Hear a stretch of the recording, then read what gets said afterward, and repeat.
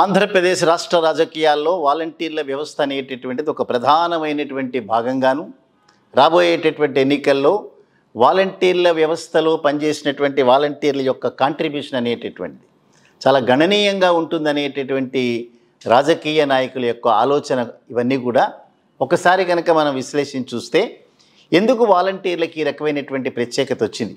ఎప్పుడు కూడా ఏ రాష్ట్రంలో కూడా ప్రభుత్వానికి సంబంధించినటువంటి పథకాల అమలు చేయటంలో కానీ లేదా ప్రభుత్వాల యొక్క ఆలోచన విధానాల్ని ప్రజల దగ్గరికి చేరువ చేసేటటువంటి ఆ కార్యక్రమాన్ని అందించేటటువంటి వ్యవస్థ కానీ ఇవన్నీ ఎంతో కాలంగా ఎంతోమంది అమలు చేసినటువంటివి. ఇవి చూస్తే మండల్ రెవెన్యూ ఆఫీసర్స్లో ఉండే పనిచేసేటటువంటి వాళ్ళు కానీ లేదా ప్రభుత్వ ఉద్యోగస్తులు కానీ లేదా టీచర్లు కానీ అనేక రకాలైనటువంటి వ్యవస్థలన్నీ కూడా రాష్ట్ర ప్రభుత్వాలు తీసుకున్నటువంటి సంక్షేమ పథకాలు కానీ రాష్ట్ర ప్రభుత్వాల యొక్క ఆలోచన విధానాలు కానీ అదే రకంగా ప్రజల దగ్గర నుంచి వచ్చేటటువంటి అనేక రకాలైనటువంటి సూచనలు సలహాలు కానీ ప్రభుత్వానికి చేరవేయటంలో అనేక వ్యవస్థలు పనిచేసినాయి. కానీ ఏ వ్యవస్థకి లేనటువంటి ఒక రకమైనటువంటి రాజకీయపరమైనటువంటి ప్రాధాన్యత, అదే రకంగా ఏ వ్యవస్థ మీద లేనటువంటి ఇంత పెద్ద అసూయ కేవలం వాలంటీర్ల వ్యవస్థ మీదనే ఎందుకు జరిగిందనేటటువంటి దాని మీద తప్పనిసరిగా మనం లోతుగా విశ్లేషించాలి. ఒకసారి కనుక మనం ఆలోచిస్తే 2019వ సంవత్సరం మేలో ఎప్పుడైతే జగన్మోహన్ రెడ్డి గారు ఆంధ్రప్రదేశ్ రాష్ట్ర ముఖ్యమంత్రిగా ప్రమాణ స్వీకారం చేశారో ఆ తర్వాత ఏ రకమైనటువంటి కాంట్రవర్షియల్ మ్యాటర్స్లోకి వెళ్లకుండా ఎవరు ఎన్ని రకాలైనటువంటి పదజాలాన్ని ఆయన మీద ప్రయోగించినా ఎటువంటి అసభ్యకరమైనటువంటి పదజాలాన్ని ఆయన మీద వాడినా కూడా ఎక్కడా రిప్లై ఇచ్చినటువంటి వ్యక్తి కాడు. తల ఉంచుకుని అడ్మినిస్ట్రేషన్ మీద పట్టు తెచ్చుకున్నాడు. సో అనేక ఫస్ట్ 1-2 సంవత్సరాల్లో తెలుగుదేశం పార్టీ జనసేన పార్టీలు విడివిడిగాను కలిసి ఇక రాబోయేటటువంటి 5 నెలల్లో 6 నెలల్లో ఎన్నికలు రాబోతున్నాయి. జగన్మోహన్ రెడ్డి గారు మళ్ళీ జైలుకి వెళ్ళే అవకాశాలు ఉన్నాయి. బెయిల్ రద్దవబోతోంది. వారి యొక్క చెల్లెలు కానీ వారి భార్య కానీ టేక్ ఓవర్ చేసేటటువంటి అవకాశాలు ఉన్నాయి. మళ్ళీ తిరిగి మేమే వస్తున్నాం. ఈ మాటలు గడిచినటువంటి 5 సంవత్సరాల కాలంగా చెప్తూనే వచ్చారు. సో వీరు ఈ రకమైనటువంటి ప్రజలకు సంబంధించిన ఏ కార్యక్రమం మీద ప్రతిపక్షాలు ఎప్పుడూ కూడా దృష్టి పెట్టలేదు. 2 సంవత్సరాలు వచ్చినటువంటి కోవిడ్లో ఒక రాష్ట్ర ముఖ్యమంత్రిగాను ఒక ప్రధానమైనటువంటి పార్టీకి అధ్యక్షుడుగాను తనకు సంబంధించినటువంటి వ్యక్తులందరికీ కూడా ఆంధ్రప్రదేశ్ రాష్ట్ర ప్రజలకి కోవిడ్ వలన ఏ రకమైనటువంటి ఒక అపాయం కూడా జరగకుండా జాగ్రత్తగా కంటికి రెప్పలా కాపాడినటువంటి ప్రభుత్వం, కాపాడినటువంటి వ్యక్తి.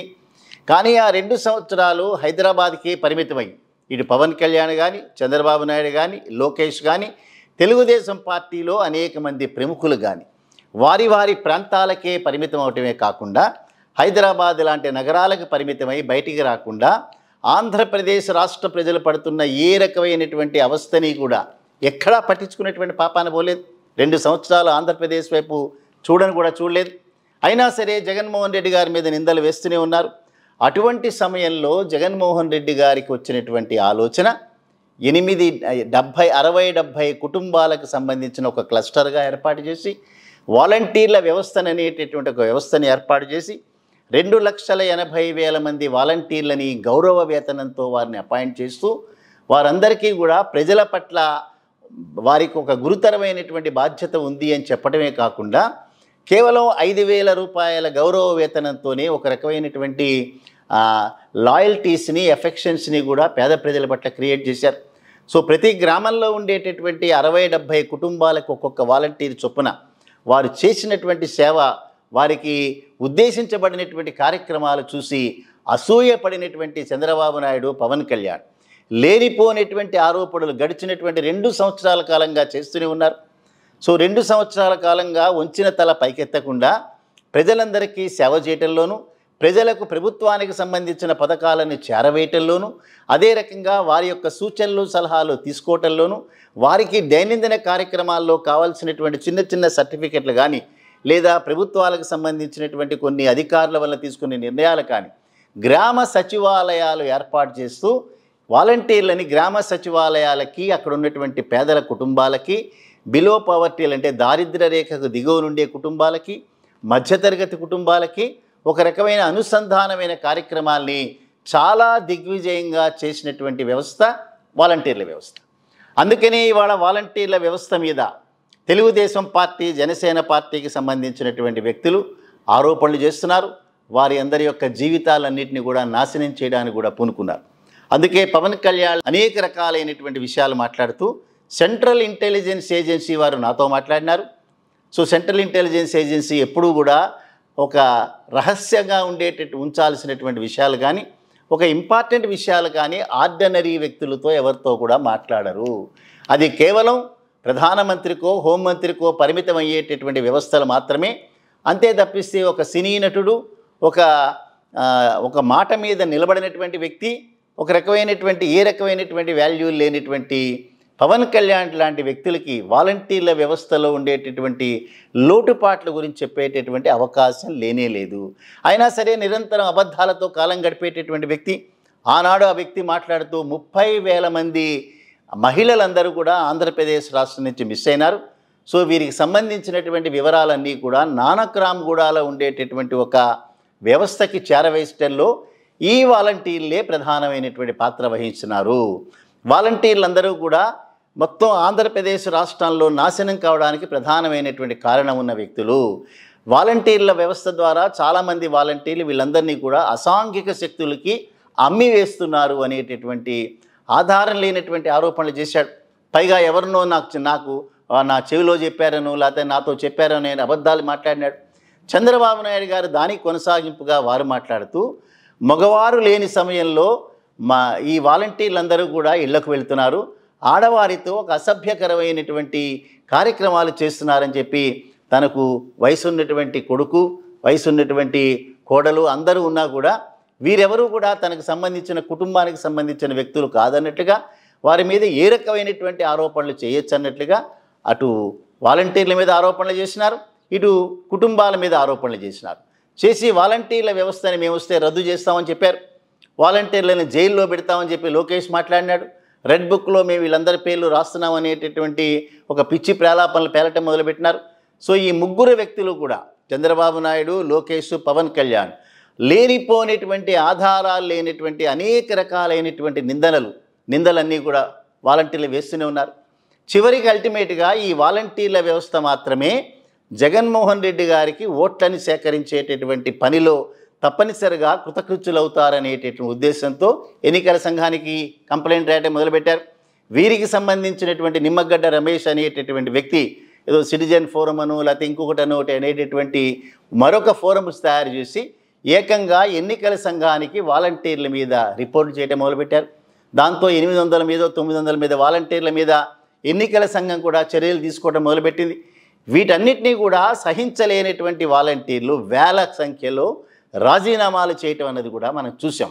ఎప్పుడైతే ఎన్నికలు జరుగుతున్నటువంటి తరుణంలో ఈవెన్ పెన్షన్ లాంటి కార్యక్రమాలు కూడా వాలంటీర్లు చేయడానికి వీలు లేదు అనేటటువంటి మాట కేంద్ర ఎన్నికల సంఘం ఎప్పుడైతే చెప్పిందో, కంటికి రెప్పలా నిరంతరం 58 నెలల నుంచి కాపాడుకున్నటువంటి వృద్ధులు, వికలాంగులు ఇటువంటి వారందరూ కూడా పడేటటువంటి అవస్థలను చూడలేక, తను ఏమీ చేయలేక, తన దగ్గర ఉండేటటువంటి మొబైల్స్ను కూడా జిల్లా యంత్రాంగం లాక్కున్న తర్వాత ఇంకా మేము ఉండి ఇక్కడ ప్రయోజనం లేదనే ఉద్దేశంతో రాజీనామాలు చేశారు. ఇవాళ ఈ రమేష్ అనేటటువంటి వ్యక్తి, అదే రకంగా ఒక పార్టీ వ్యవస్థాపకుడిగా ఉన్న రామచంద్ర యాదవ్ అనేటటువంటి మరొక వ్యక్తి హైకోర్టును అప్రోచ్ అవుతూ ఎవరైతే రాజీనామాలు చేశారో వారి రాజీనామాలు ఆమోదించద్దు, వారు వైసీపీకి సంబంధించినటువంటి ఎన్నికల ఏజెంట్స్గా ఉండటానికి వీల్లేదనేటువంటి వాడు చెప్పారు.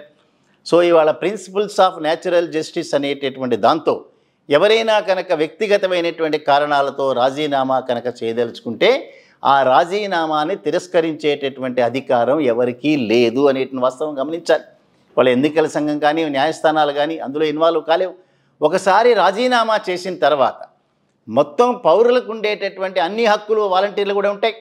ఖచ్చితంగా వాళ్ళు ఏ పార్టీకి ఎన్నికల ఏజెంట్గా పనిచేయాలి, లేదా ఏ పార్టీ తరఫున ప్రచారం నిర్వహించాలి, వారికి ఉండేటటువంటి ఆ పరిచయాలు ఏవైతే ఉన్నాయో ఆ పరిచయాలన్నీ ఏ ఒక వ్యక్తికి వాటిని ఉపయోగపడేలా చేయాలి. అందరికీ ఉండేటి హక్కులు వాళ్ళకి కూడా ఉంటాయి. అంతేగాని ఏదో తను ఆలోచనలని, తనకు ఒక రకమైనటువంటి అనుమానాలని నివృత్తి కోసం అని చెప్పి పిటిషన్స్ ఫైల్ చేయడం అనేటటువంటిది ఎట్టి పరిస్థితిలో ఎంటర్టైన్ చేయడానికి అంశం కాదు. అందుకే హైకోర్టు కూడా దాని మీద రియాక్ట్ అవుతూ ఎన్నికల సంఘానికి ఎంతమంది ఇంతవరకు రాజీనామాలు చేసినారు, ఎంతమంది మీద చర్యలు తీసుకున్నారు, ఏ రకమైనటువంటి కార్యక్రమాలు చేసినారని అడిగినారు. ఎన్నికల సంఘం కూడా హైకోర్టుకి వారి వివరాలన్నీ సమర్పిస్తూ ఇంతవరకు 62,000 మంది రాజీనామాలు చేసినారు. 900 మంది మీద వేరే రకమైన వాళ్ళు డైరెక్ట్గా సర్వీస్లో ఉన్నప్పుడు వారు చేసినటువంటి పార్టీ పరమైనటువంటి కార్యక్రమాలకి అనుగుణంగా చేశారు కాబట్టి 900 మీద చర్యలు తీసుకున్నామని చెప్పారు. సో ఈ సమాచారం వచ్చిన తర్వాత ఒక 2 వారాలకి ఈ వాదనలు ఇవన్నీ కూడా పోస్ట్పోన్ చేయడం అనేది మనం చూసాం. ఏవైనప్పటికీ కూడా ఆంధ్రప్రదేశ్ రాష్ట్ర రాజకీయాలు వాళ్ళ చుట్టూ తిరగటం అనేది, మన వాలంటీర్ల చుట్టూ తిరగటం అనేది చూసాం. సో వాలంటీర్ల వ్యవస్థ మీద అసూయతో అక్కసుతో తెలుగుదేశం పార్టీ, జనసేన పార్టీ, భారతీయ జనతా పార్టీకి సంబంధించిన నాయకులు ఎక్కడా ఏ రాష్ట్రంలో చేయనటువంటి పనులు చేయటం అనేటటువంటిది మనం ఎప్పటి నుంచో చూస్తున్నాం. ఏవైనప్పటికీ కూడా అనేక కుటుంబాలు వాలంటీర్ల పట్ల ఒక రకమైనటువంటి పూర్వకమైనటువంటి ఆ ఇంటెన్షన్స్లోనూ అనుబంధంతోనూ ఉన్నారు. అదే రకంగా 5,000 రూపాయల లాంటి అతి తక్కువ జీతం కోసం అనేటటువంటి చూడకుండా కుటుంబాలందరికీ కూడా సేవ చేయాలనే ఉద్దేశంతో వాలంటీర్లు కూడా సేవ చేస్తూనే ఉన్నారు. అందుకే మాయ మాటలు చెప్పేటటువంటి చంద్రబాబు నాయుడు నేను కనుక అధికారంలోకి వస్తే 5,000 రూపాయల నుంచి 10,000 రూపాయలు పెంచుతామనేటటువంటిది ఎప్పుడూ కూడా డబ్బుని ఎరగా చూపించి ప్రజల్ని ఆశపెట్టి వారి ద్వారా ఓట్లు దండుకోవాలనేటటువంటిది మాత్రమే చంద్రబాబు నాయుడు ఆలోచన. ఈ 10,000 రూపాయలే కాకుండా నెలకి 60,000 రూపాయలు సంపాదించేటటువంటి ఒక ఆలోచనని నేను వాలంటీర్లకు ఇస్తాననేటటువంటి ఒక తప్పుడు మాట చెప్పారు. ఇవన్నీ కూడా చంద్రబాబు నాయుడు చేసేటటువంటి పనులు కావు. వీళ్ళందరినీ కూడా ల్యూరు చేయడానికి చేసేటటువంటి హామీలు మాత్రమే. ఇవన్నీ కూడా వాలంటీర్లకు తెలుసు. అందుకనే గడిచినటువంటి 5 సంవత్సరాల కాలంలో ₹1 అనేటటువంటిది అవినీతి చేయకుండా ప్రత్యక్షంగా వాళ్ళ అకౌంట్లో జగన్మోహన్ రెడ్డి గారి నాయకత్వంలో మాత్రమే ప్రభుత్వం అవినీతి రహిత ప్రభుత్వం ఏర్పడిందనేటటువంటిది వాలంటీర్లు బాహాటంగా నిష్కర్షగా చెప్తున్నారు.